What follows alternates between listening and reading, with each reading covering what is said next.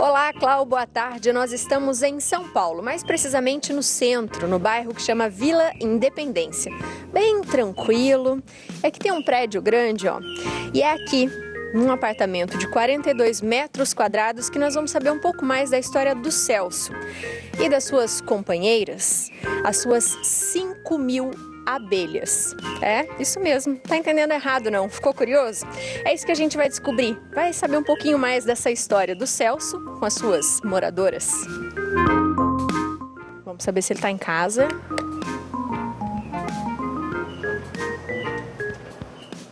Olá, tudo bem? Esse é o Celso, gente. Você é o Celso. Eu sou o Celso. Prazer, Abiane.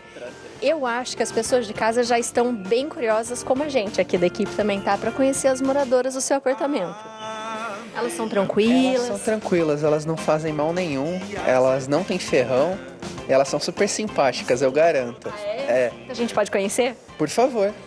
Vamos lá. Para a festa, nos une que zune, lá vão pro jardim, brincar com a cravina, valsar com jasmim. Chegamos no apartamento do Celso e essa parte aqui, ela já tem dono mais ou menos. As moradoras dessa parte aqui, quem são, Celso? São as minhas abelhas sem ferrão, são as jataís e as mandaçaias, né? Que são espécies nativas do Brasil, que não têm ferrão, são extremamente dóceis e muito simpáticas, como vocês vão ver agora. Conte-nos, de onde surgiu a ideia de ter essas companheiras assim? Então, basicamente eu estava procurando um tema para o meu TCC de gestão ambiental, né? Acabei de me formar em gestão ambiental na USP e eu acabei entrando em contato com esse universo maravilhoso das abelhas sem ferrão, né? Através da sua importância para polinização e tal. Eu estava achando o tema interessante, é aí que eu conheci o SOS Abelha Sem Ferrão bem no comecinho, numa palestra numa horta comunitária. E daí pra frente eu me encantei de vez. E se encantou tanto que resolveu dividir seu espaço com elas. E descobri que tem muita gente dentro da cidade que cria abelha sem ferrão, mas em apartamento sem sacada, eu acho que eu fui o primeiro. Que eu saiba, eu fui o primeiro. E como é tê-las num apartamento pequeno, sem sacada, com vizinhos? Então, os vizinhos eles entenderam a importância, eles acham super tranquilo. Ninguém ficou com medo, até porque eles não perceberam que elas estavam aqui, só descobriram porque a gente contou.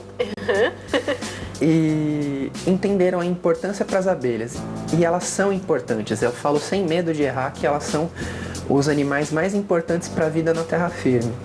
Quais são os benefícios? O que elas fazem, principalmente, né, na nossa comida do dia a dia? Qual que é a função delas? Então, as abelhas elas são responsáveis pelo serviço ecossistêmico de polinização, que nada mais é do que um elo entre o reino vegetal e o reino animal.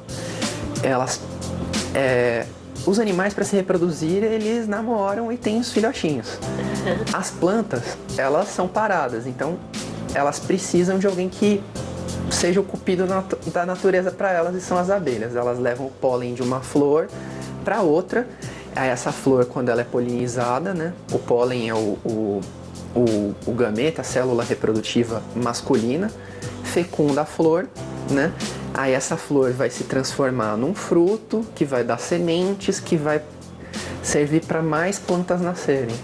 Então, mais de 70% de toda a comida produzida no mundo depende da polinização de abelhas. Eu digo 70% diretamente. Indiretamente, passa de 90%. Mas como criar abelhas? Tem 3 formas, né?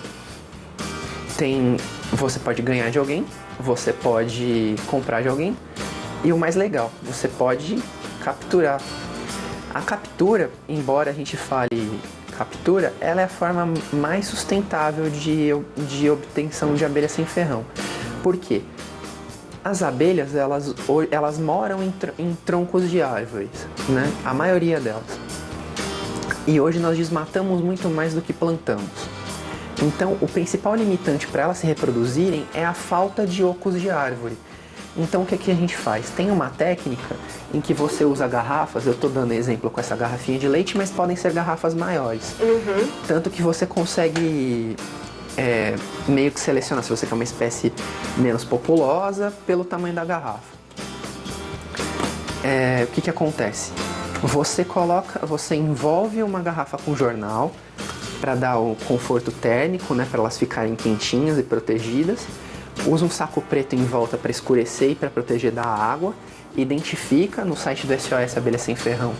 Tem uma etiqueta para quem quer fazer essa captura e isso não ser confundido com lixo. Você usa um atrativo que é feito com o próprio material que elas produzem, que é o própolis ou geoprópolis. Aí você joga um pouquinho aqui dentro, chacoalha, tira o excesso, deixa um furo aqui ou encaixa um cotovelo de PVC e fixa. Após 60 dias, já com ninhos prontos, as abelhas podem ser transferidas para uma caixa racional, como essas que Celso tem em casa. Na caixa de Jataí são 4.500 moradoras, entre elas a rainha, princesas, operárias. Já na caixa das mandaçaias são cerca de 500. Mas antes de conhecê-las bem de perto, pergunto: qual que é a defesa delas? Então, depende de espécie para espécie, mas o máximo que uma abelha sem ferrão vai fazer com você é enrolar no seu cabelo para te incomodar. Então, ela não vai te ferroar, elas não têm capacidade de ferroar. Ao longo do processo evolutivo, elas perderam essa capacidade, né? Elas enrolam, elas voam em grande número, elas vão tentar entrar no ouvido. Isso é para combater mamíferos grandes que vão lá tentar comer o mel ou comer elas mesmo, né? Mas a maior parte dos inimigos naturais delas são formigas, outros insetos. E elas se defendem com o quê? Com o própolis, que a gente usa como medicamento, e ele é medicamento sim. Ele é antibactericida, que elas usam para vedar, né, dentro da colmeia, mas também, por exemplo, uma formiga tá indo atacar elas, o que elas fazem? Elas colam a formiga com própolis, a formiga não consegue se mexer mais. Elas são super estrategistas, é fantástico.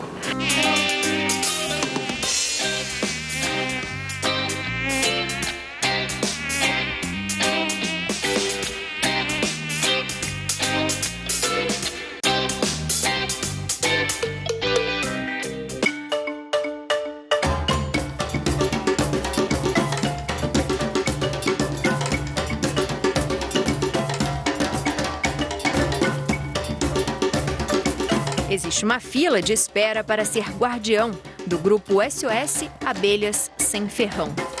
O chefe de cozinha, Alex Atala, faz parte da associação e possui em casa um enxame.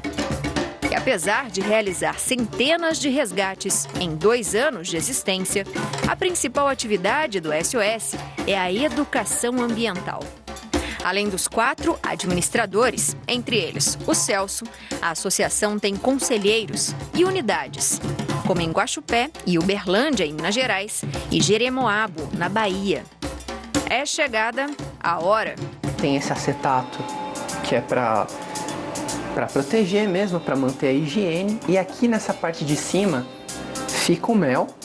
E nessas duas alças aqui, nessas 2 divisões, fica os ovos, o ninho e o pólen que elas estocam para alimentar os filhotinhos, as crias. Eu vou abrir, vão voar algumas abelhas, mas elas não fazem mal algum. Me encanto. E então, sou convidada a experimentar o que só as abelhas sabem fazer. Nossa, que doce! E cada potinho, se você for analisar, dentro da mesma colmeia podem ter méis diferentes, porque elas pegam de flores diferentes. Que delícia isso! As mandaçaias são muito tranquilas e fazem um lindo trabalho. Isso daqui é cera, que elas mesmas produzem, as próprias abelhas que fabricam a cera, e tem, se vocês olharem essa estrutura, esse material aqui, é um barro misturado com própolis. Isso se chama geoprópolis, que é um material de construção mesmo delas. Depois de conhecer um pouco mais, refletir respeitar. Pedimos ao Celso que dê algumas dicas. A dica é essa: plantem mais e falem de abelhas. A primeira coisa que você pode fazer é falar para as outras pessoas da importância das abelhas. A abelha não faz mal, a abelha faz mel, né? E elas polinizam nossos alimentos, mantêm as nossas florestas, elas são extremamente importantes.